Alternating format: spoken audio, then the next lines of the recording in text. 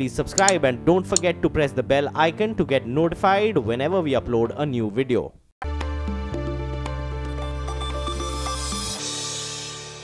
नमस्कार, मैं हूं प्रियंका संभव। आप अभी बाजार पर अगर नजर डालेंगे तो आपको दबाव दिखेगा। सेंसेक्स 43 अंकों की गिरावट के साथ कारोबार कर रहा है। निफ्टी में भी दबाव 11,030 को अब ये छूते हुए 23 अंकों की गिरावट।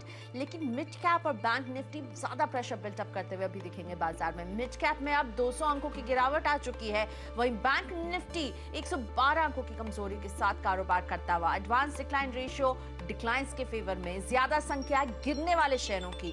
तो 1183 शेयर हैं जो गिर रहे हैं, इनके सामने 794 शेयर हैं जो बढ़त में कारोबार कर रहे हैं। निफ्टी के टॉप लूजर्स लेकर आते हैं, गिरने वाले शेयरों की संख्या ज्यादा है। इंडिया बिल हाउसिंग अब 7% की गिरावट के साथ कारोबार। येस बैंक में करीब 5% से ज्यादा की गिरावट। Bajaj finance, doctor Reddy's, HDFC, ICICI bank ये दिग्गज हैं जो आज गोता लगा रहे हैं बाजार में। लेकिन बढ़त में आपको टाइटन नजर आएगा। एशियन पेंट्स में अच्छी खासी मजबूती, बजाज ऑटो और हाँ आज आईटी में देखिए इन्फोसिस और टीसीएस बढ़त के साथ कारोबार कर रहे हैं। सेल टेक में भी हम बढ़ोतरी ही देख रहे हैं। तो अब मेरे साथ जुड़ रहे हैं यहाँ पर सीएनबीसी टीवी 18 के अनुज सिंघल। अनुज, गुड मॉर्निंग। बाजार पर आप अभी क्या राय रख रहे हैं? आज अहम दिन रहने वाला है, एक्सपायरी पर सभी की निगाहें रहेंगी।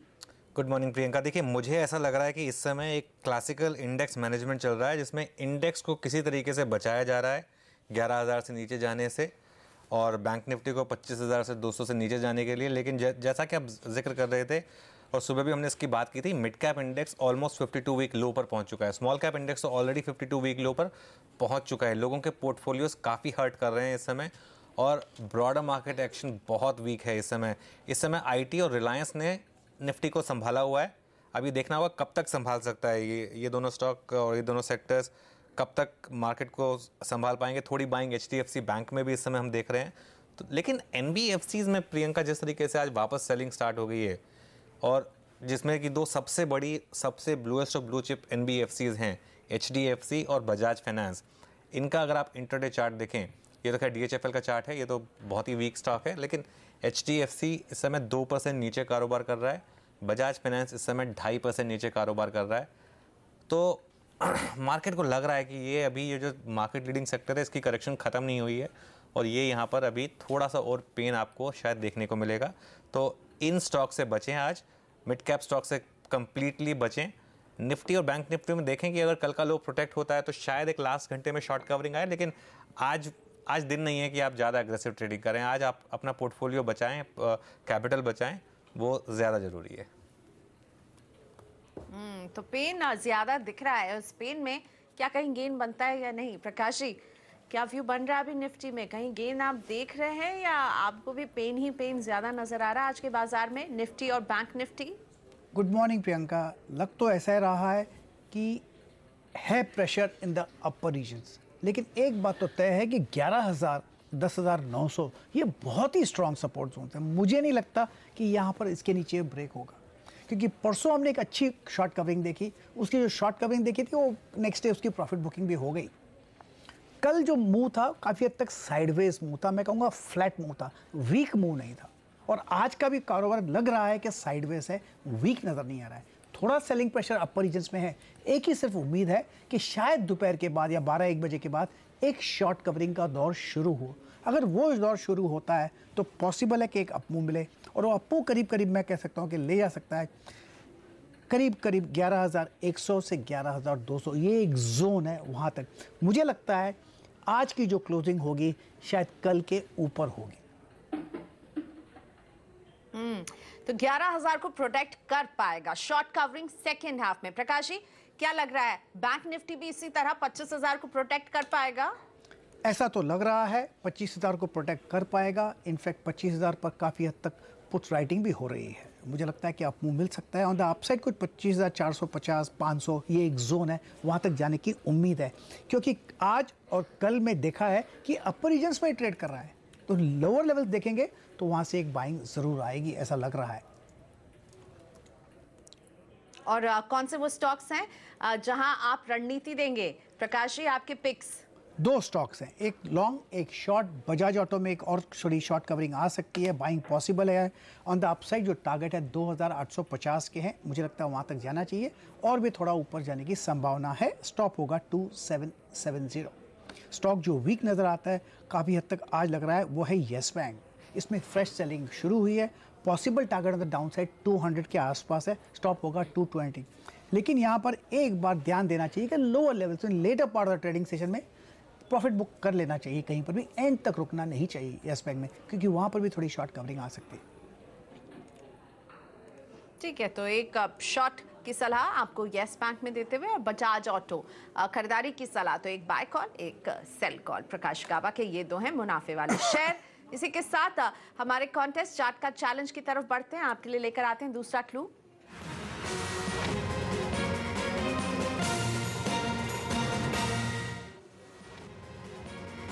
तो दूसरा क्लू ये है कि आप जिस शेयर का ये टेक्निकल चार्ट देख रहे हैं इसको बेचने की कोशिश हो रही है। और पहला क्लू, जब पहली बार आपने इस चार्ट को देखा था हमने ये बताया था कि ये होम लोन देने वाली सरकारी कंपनी है। तो दो क्लूज हैं आपके पास, पहचानिए ये शेयर, भेजिए अपने जवाब फटाफट और बनिए विजेता। और आपको हमें जवाब अपना व्हाट्सएप करना है, CKC लिखना है आपको व्हाट्सएप पर जाकर, अंडरस्कोर देकर के शेयर का नाम बताना है, फिर अंडरस्कोर दीजिए और अपना नाम लिखना बिल्कुल ना भूलिए। और इसे आपको भेजना है 7045220000 पर। तो इंतजार रहेगा आपके जवाबों का।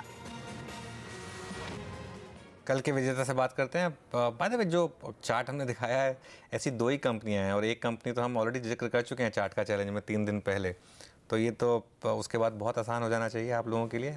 आंसर भेजिए। कल जी एंटरटेनमेंट का चार्ट दिखाया था हमने और 12वां का शानदार स्पीकर जीता है मुकेश जी ने। Mukesh ji good morning. Good morning sir, good morning. तो कब पहचाना आपने इस चार्ट को?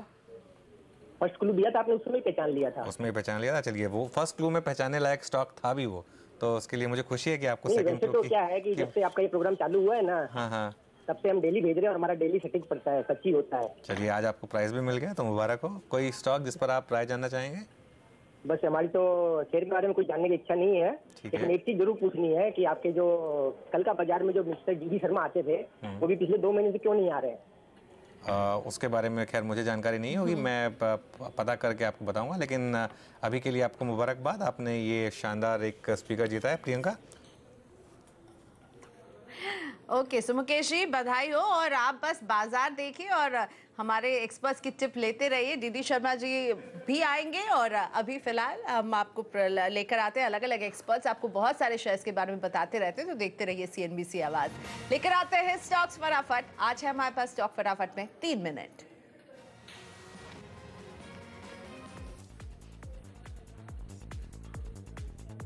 कोल इंडिया, ये है पहला स्टॉक, राजेंद्र मलिक होल्ड करते हैं। इन्होंने प्रकाश जी कोल इंडिया को खरीदा है 287 पर, 800 शेयर हैं इनके पास। कॉस्ट तो मिल जाएगी इनको, that is not a problem. और लगता है कि लोअर लेवल्स पे कोल इंडिया में सपोर्ट भी है। अगर और थोड़ा ज्यादा इंतजार करेंगे तो 320 का जोन भी देखेंगे। मुझे लगता है वहां पर इंतजार करना चाहिए, होल्ड करना चाहिए और 320 के आसपास प्रॉफिट मिलेगा इनको। ऋषि कालरा का सवाल है NCC पर, 200 शेयर हैं NCC के और इन्होंने 93 रुपए 10 पैसे पर खरीदा है। 11 रुपए 65 पैसे पर शेयर नुकसान उठा रहे हैं NCC में। मेरे ख्याल से होल्ड करना चाहिए। अब ट्रेड कर रहा है ऐसी जगह पर जहां पर बहुत ही स्ट्रॉन्ग सपोर्ट जोन है। इनको अगर स्टॉप लगाना है, मेरे ख्याल से स्टॉप लगाना नहीं चाहिए। 76-75 में स्ट्रॉन्ग सपोर्ट जोन है, एक बाउंस मिल सकता है और बाउंस करीब 95-100 तक ले आ सकता है। वहां पर चाहे तो निकल प्रॉफिट बुक कर सकते हैं। कैडिला, ललित गांधी का सवाल है। कैडिला हेल्थ के 100 शेयर होल्ड करते हैं, 429 की खरीद रही है। नथिंग टू वरी, होल्ड कीजिए। ऐड करना चाहे तो ऐड भी कर लीजिए। फार्मा क्षेत्र मुझे अच्छा लगता है। Possible target on the upside 450 और 500 नजर आते हैं, लेकिन उससे वक्त लगेगा। इंतजार कीजिए, पेशेंस रखिएगा। रेपको होम फाइनेंस पुणे से आदि कुलकर्णी होल्ड करते हैं, 500 शेयर 600 में खरीदा था इन्होंने। 550 जब ब्रेक हुआ, काफी हद तक ये कह सकते हैं कि अपर रीजन्स पे एक बेरिश पैटर्न बन गया था। वो ब्रेक करने के बाद एक लोअर लेवल्स देख सकते हैं। ये स्टॉक अगर मेरे पास होता तो मैं नहीं रखता, मैं तो निकल जाता। ऐड करने की जगह मुझे ख्याल से नहीं होनी चाहिए, ये पर बेरिश पैटर्न बन गया अपर रीजन्स पर। जेपी एसोसिएट 18 रुपए 85 पैसे में 500 शेयर। प्रतीक होल्ड करते हैं। जयप्रकाश एसोसिएट, वेल मुझे लगता है ये स्टॉक में होना नहीं चाहिए, ये पेनी स्टॉक है, एग्जिट कर कोई अच्छे स्टॉक में लगाइए। ठीक है, नुकसान जरूर हो रहा है प्रतीक, पर निकल जाइए यहाँ से। भारत इलेक्ट्रॉनिक्स, ये है अगला स्टॉक। अमित वासुदेव ने इसे खरीदा है 117 रुपए पर। वेल मेरे ख्याल से अब यहाँ पर थोड़ा होल्ड करना चाहिए। यहाँ से शायद एक ट्रेडिंग बाउंस मिल सकता है, क्योंकि बहुत स्ट्रॉन्ग सपोर्ट जोन्स के इर्द गिर्द बाउंस मारा है। पॉसिबल है कि टारगेट ऑन द अपसाइड कुछ 100 के आसपास हो सकते हैं, वहाँ पर चाहे तो निकल सकते हैं, लेकिन है वीक स्ट्रक्चर। ये बात बता दूं, ये जो बाउंस मिलेगा एक ट्रेडिंग बाउंस मिलेगा। टोरेंट पावर 250 रुपए की खरीद रही है। जितेंद्र जानना चाहते हैं क्या करें टोरेंट पावर में? इंतजार कीजिए, होल्ड कीजिए, कॉस्ट के आसपास निकल सकते हैं। आप ऐसी जगह पर ट्रेड कर रहा है जहां पर थोड़ा स्ट्रॉन्ग सपोर्ट जोन है। इनको अगर स्टॉप लगाना है तो स्टॉप लगाइए 210 का, लेकिन मेरे ख्याल से होल्ड करना चाहिए। 240 250 के इर्द-गिर्द एक मौका मिलेगा निकलने का। पटना से शोभाग का सवाल है सेल पर। इनके पास स्टील अथॉरिटी ऑफ इंडिया के 200 शेयर हैं। 82 इनकी बाइंग प्राइस रही है। नथिंग टू वरी, होल्ड कीजिए। इंतजार करना पड़ेगा थोड़ा, लेकिन 19 के 95 का जोन देखने को मिल सकता है। बहुत ही स्ट्रॉन्ग सपोर्ट जोन के इर्द गिर्द ट्रेड कर रहा है। वो सपोर्ट जोन कुछ 70 के आसपास है। ठीक है, तो सेल अभी फिलहाल होल्ड की सलाह यहाँ पर। इसी के साथ स्टॉक फटाफट के 3 मिनट यहीं पर हमारे खत्म होते हैं और बात करते हैं अगली खबर की। फुटवेयर सेगमेंट से जुड़ी कंपनी लिबर्टी शूज लिमिटेड अब परफ्यूम के जरिए लाइफस्टाइल सेगमेंट में दस्तक देने जा रही है। कंपनी का कहना है कि यंगस्टर्स को उनकी प्रीमियम परफ्यूम की ये नई रेंज काफी पसंद आएगी, क्योंकि इसके लिए फ्रांस की जानी मानी परफ्यूम कंपनियों से इन्होंने करार किया। लिबर्टी शूज लिमिटेड के सीईओ आदेश कुमार गुप्ता से बात की हमारे संवाददाता ने। हमने सोचा कि अगर हम कपड़े की बात करें, गारमेंट्स की बात करें या बहुत चीज़ें और सोची, तो उसमें हमें स्पेस की लिमिटेशन नज़र आई, इन्वेंट्री की लिमिटेशन नज़र आई, या यह कि ROI नहीं हमें दिखता था। तो हमने सोचा कि ऐसी क्या चीज़ की जाए कि जो ये सब चीज़ों को कवर कर सके और ढक सके और लिबर्टी आगे बढ़ सके। तो फिर काफ़ी जद्दोजहद के बाद हमें ये निकाला कि एक फ़ाइन फ्रेग्रेंस और परफ्यूम एक ऐसे कैटेगरी है जिसके अंदर की ROI बहुत अच्छी होती है, जिसके अंदर टॉप लाइन मिलेगी आपको, बॉटम लाइन बहुत अच्छी मिल सकती है, इन्वेंट्री की समस्या नहीं है। और लग्जरी सेगमेंट को चुना इसलिए कि हमें चाह रहे थे कि जैसे मैंने बताया पहले कि जो जनरेशन Z है और या फिर यंग मिलेनियल्स हैं, जो आज के बच्चे हैं, वो लाइफस्टाइल में जीना चाहते हैं। यानी कि लिबर्टी अब लोगों को खुशबू से सराबोर करेगी। देखिए, अभी तक हम लोगों के पाँव में थे, अब मैं चाहता हूं कि लिबर्टी जो है वो टॉप पर जाए और वो अपनी परफ्यूम के स्मेल से उनका जीवन जो है सुगंधित करे और ऐसी चीज़ बनाए ताकि वो उनके मन में और दिल में हमेशा याद रहे। इसके लिए क्या रणनीति है, किस तरह का रेंज होगा, क्या प्राइसिंग होगी और साथ ही साथ ये किस सेगमेंट को टारगेट किया जाएगा? सबसे पहले तो मैं बताना चाहूँगा कि इस बिज़नेस का लिबर्टी शूज़ लिमिटेड से बिल्कुल अलग रखा गया है। एक नया वर्टिकल क्रिएट किया गया है जिसके अंदर की इसकी आइडेंटिटी, जैसा पीछे देखेंगे मेरे, एक नया लोगो क्रिएट किया है, एक लाइफस्टाइल कैटेगरी का जो लोगो बनाया गया है और उसकी जो पूरी ओमनी मार्केटिंग स्ट्रेटजी है वो बिल्कुल लिबर्टी शूज़ से बिल्कुल डिफरेंट है। कोई भी इकोसिस्टम है जो हमने इसका क्रिएट किया है, एक नया वर्टिकल है। कोई भी एजेंसीज़ हैं या ह्यूमन रिसोर्स है या मैन्युफैक्चरिंग सेटअप है या मार्केटिंग सेटअप है या पब्लिसिटी जो है, वो सब बिल्कुल अलग तरीके से होगी। और वो सब इसलिए किया जाए ताकि आपस में कोई जो है ऐसा कनेक्ट ना हो जो कि जिसके अंदर की लाइफस्टाइल को प्रभावित कर सके गलत रूप में। ताकि ये हम इसकी जो आइडेंटिटी है वो अलग रखना चाहेंगे, इसकी मार्केटिंग भी अलग करना चाहेंगे और आपस में एक लिबर्टी ब्रांड का एक संबंध रहेगा, लेकिन उसके अलावा संबंध नहीं रहेगा ऐसे एक टेक्निकल रूप में। तो हमारा कोशिश ये है कि जो ये प्रोडक्ट है, ये पहली बार इंडिया में हम 12 परफ्यूम उतार रहे हैं, जिसके अंदर 6 लेडीज़ हैं और 6 मेंस हैं। अगर आपने देखा होगा कि आज जो हिंदुस्तान की मार्केट है वो ज़्यादातर डीओ से डोमिनेटेड है, वो 500 रुपये या उससे नीचे के बिकते हैं, जहाँ पर कि कंज्यूमर की एक्सपेक्टेशन जो है वो अच्छी क्वालिटी का प्रोडक्ट, इंटरनेशनल क्वालिटी का प्रोडक्ट, अफोर्डेबल लग्जरी प्राइस में अगर कोई उतारे तो वो सक्सेस हो सकता है। क्योंकि लिबर्टी के पास एक जो इंफ्रास्ट्रक्चर है रिटेल का या जो एक्सपीरियंस है, हम उसको यूज़ करें, जो आने वाली जो पीढ़ी है जो 15 से 30 के बीच में है, वो बहुत बड़े स्पेंडर होगा। अगर आज देखें आप घर में माँ बाप को अगर कुछ चाहिए तो सबसे पहले पूछते हैं बच्चे से कि आप क्या खरीदना चाहेंगे, तो बच्चा बोलेगा टीवी ये खरीदिए या स्कूटर ये खरीदिए या गाड़ी ये खरीदिए, क्योंकि उसको जानकारी जितनी है उस माध्यम से वो आजकल के माँ बाप के पास नहीं है। तो बच्चा जो है आजकल वो डिसाइड करता है कि वो फैमिली में क्या चीज़ खरीदी जाए। हम समझते हैं हम उस बच्चे पास जाना चाहते हैं कि जो ये डिसीजन मेकर हो उस फैमिली में कि क्या खरीदा जाए। तो जिस प्रोडक्ट की मैं बात कर रहा हूँ वो एक फ़ाइन फ्रेग्रेंस है, और परफ्यूम्स हम बनाने जा रहे हैं जो कि डियो नहीं है। ये करीबन 2000 से 2500 की रेंज में हम उतारना चाह रहे हैं। तो जूतों के बाद अब लिबर्टी परफ्यूम कारोबार में उतरेगी। इस समय दो स्टॉक्स पर नजर रखते हैं। एक तो टाइटन, जिसकी हम बात कल से कर रहे थे, वो स्टॉक अपने हाईएस्ट लेवल पर है। 25 रुपये ऊपर 3.5% का मूव इस समय टाइटन में। लेकिन श्रेय इंफ्रा में लोअर सर्किट लग चुका है, जो टेम्परेरी लोअर सर्किट होता है 10% का, वो इसमें इस समय लग चुका है श्रेय इंफ्रा में। ये करीब 9.5% नीचे आपको दिखा रहा है, क्योंकि अब यहाँ पर और ट्रेड्स हो नहीं रहे हैं। जब तक एक ये टेम्परेरी सर्किट इसका ओपन नहीं होगा तब तक एटलीस्ट एफएनओ में तो ट्रेड्स नहीं होंगे। कैश में भी एक फ्रीज लगता है, लेकिन इस समय टेम्परेरी फ्रीज पर श्रेय इंफ्रा का स्टॉक चल रहा है और इस पर ध्यान रखिएगा। अगर ये खुलेगा तो क्या 10 के बाद 15 का सर्किट होता है या फिर यहाँ से थोड़ा रिकवरी आती है, ये हम देखेंगे। 52 वीक लो है। लखनऊ से हर्ष हमारे साथ हैं। Good morning Harsh. Good morning. पूछे सवाल। कैसे हैं आप? मैं बढ़िया हूँ, आप बताइए। एब्सोल्युटली फाइन सर, मैंने वीआईपी इंडस्ट्रीज 515 रुपीज पे 200 शेयर्स परचेज किए हुए हैं and I am a long term investor. So मुझे इस समय जो है अराउंड 465 के राउंड अबाउट पे ट्रेड कर रहा है।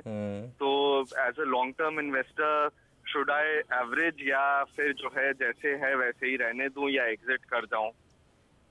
मेरी पर्सनल राय तो ये हमेशा ये रहती है कि खासतौर से मिड कैप्स में लॉस मेकिंग कंपनीज में एवरेज नहीं करना चाहिए, क्योंकि आपको पता नहीं कल क्या निकल के आएगा उसमें से। अच्छी कंपनी है वीआईपी, इसमें कोई डाउट नहीं है। और अगर आप इसका 2 साल का चार्ट देखेंगे तो कंसिस्टेंटली न्यू हाई बनाया है। आपने एकदम न्यू हाई पे ले लिया था, वहाँ से मार्केट पूरी पलट गई तो वहाँ से गिरा है। एनेक्डोटल एविडेंस ये कहता है कि आपको आपका प्राइस मिलेगा और वो उससे ऊपर भी बेनिफिट मिलेगा। लेकिन एवरेजिंग की मैं सलाह नहीं दूंगा। मैं प्रकाश से पूछ लेता हूँ अगर एवरेजिंग अच्छी एडवाइस होगी यहाँ पर। 100 to 650 के करीब एक लगातार एक अप मूव देखा है हमने। तो ये अपर रीजन में थोड़ा एग्जॉस्ट हो गया। अब जो नजर आ रहा है अपर रीजन में थोड़ा एग्जॉशन है। तो स्ट्रक्चर पॉजिटिव, लेकिन ये करेक्टिव मोड है। इसमें और भी गिरावट देखेंगे।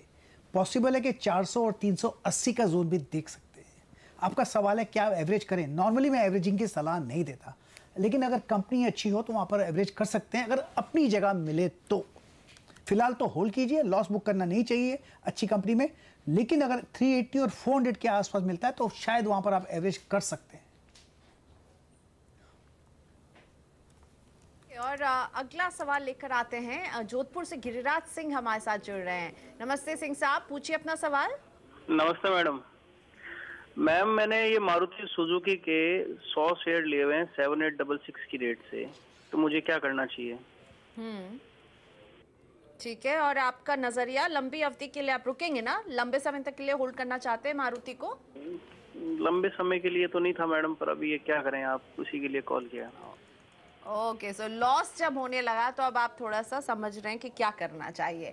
प्रकाश जी, क्या करें? गिरिराज सिंह, लॉस हो रहा है इन्हें मारुति में। इन्होंने जिस भाव पर खरीदा उससे नीचे आता हुआ दिख रहा है। हमको लगता है कि हम कभी गलत हो ही नहीं सकते। ऐसा गलत सोचना है। जो बिगेस्ट रिस्क तब होता है जब हम कहते हैं कि रिस्क नहीं है। अब थोड़ी शॉर्ट टर्म में वीकनेस है। स्टॉक तो बहुत ही बढ़िया है, इसलिए होल्ड करना चाहिए और लॉन्ग टर्म के लिए होल्ड करना चाहिए। मुझे लगता है लो लेवल्स आ सकते हैं, 7000 और 6600 के भी जोन देख सकते हैं। वहाँ पर चाहे तो ऐड कीजिए और वहाँ पर से शायद एक SIP मेथड अपनाएंगे और लॉन्ग टर्म के लिए होल्ड करेंगे तो मेरे ख्याल से वो सही रहेगा। शॉर्ट टर्म में ट्रेडिंग करनी चाहिए अगर आप प्रोफेशनल ट्रेडर हैं तो। ठीक है गिरिराज जी, 2 काम आपको करना है। एक तो आप इसे लॉन्ग टर्म के लिए होल्ड कीजिए, दूसरा 6700 के आसपास जब दिखे तो आप और इसे ऐड कर सकते हैं, लेकिन आप अपने नजरिए को लंबा रखिए मारुति जैसे स्टॉक में। Thank you so much Prakash ji, आपने वक्त निकाला। साथ ही में अनुज, धन्यवाद आपका भी। CNBC TV 18 के साथ साथ CNBC आवाज में भी अनुज जो है बिल्कुल आते हैं और हमारी मदद करते हैं, हमारे दर्शकों की मदद करते हैं। थैंक यू अनुज। सौदा आपका में हम लेंगे इजाजत यहीं पर। ब्रेक के बाद CNBC आवाज पर कमोडिटी बाजार का होगा सारा एक्शन कमोडिटी राउंड अप में। नमस्कार।